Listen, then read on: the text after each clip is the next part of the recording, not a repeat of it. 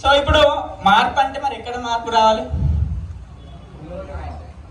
Super, senior leader చెప్తున్నారు already. ఎక్కడ రావాలి మార్పు? మనలో. కానీ జనరల్ గా ఎట్లుంటుంది అంటే మన అందరు, ఈవెన్ నేను కూడా ఇలాంటి విషయాలు వెళ్ళకముందు ఏంటంటే ఈ సీఎం వేస్ట్ రా, వేస్ట్ వాడు మారాలి ఫస్ట్. అరే ఈ మినిస్టర్ వేస్ట్ మారాలి వేసాను. అరే మన ఇండియా ఎప్పుడు బాగుపడదు రా మారాలి.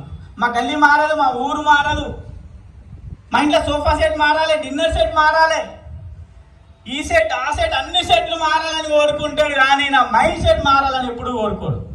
అందుకే ఏది మారదు లైఫ్లో. కానీ ఎప్పుడైతే నేను మారుతా, నేను మారడం ద్వారా అన్నీ మార్చుకుంటా అనుకున్నప్పుడు మాత్రం లైఫ్ అద్భుతంగా ఉంటుంది. మార్చుకుందామా? హలో, మీకు అందరికి తెలిసిన విషయాలే అయినప్పటికీ కొన్ని మనం ఇంప్లిమెంటేషన్లో ఫెయిల్ అవుతాం. అవేందో ఒక్కసారి రీకలెక్ట్ చేసుకుందామా? సో మార్పు అనేది రెండు రకాలండి. ఒకటేమో పర్సనల్లీ, ఒకటేమో professionally. Hello, are you all with me? ఉన్నారా? ఏమో నిద్రపోయి అప్పటిదాకా వేసాగానే లేచి వేస్తా అంటున్నారు. అలా ఏం లేదు కదా. సో పర్సనల్గా చేంజ్ అవ్వాలి, ప్రొఫెషనల్గా కూడా మనం చేంజ్ అవ్వాలి. కానీ చేంజ్ అవ్వకుండా ఆగిపోయినాం. ఓకేనా? ఒక చిన్న స్టోరీ చెప్తా మీకు, వింటా అంటే. చెప్పాలా?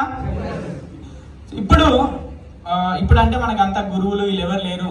పాతకాలంలో కొన్ని జనరేషన్స్ ముందు దేశ గురువులని, పండితులని ఉంటుండే. తెలుసా మీకు?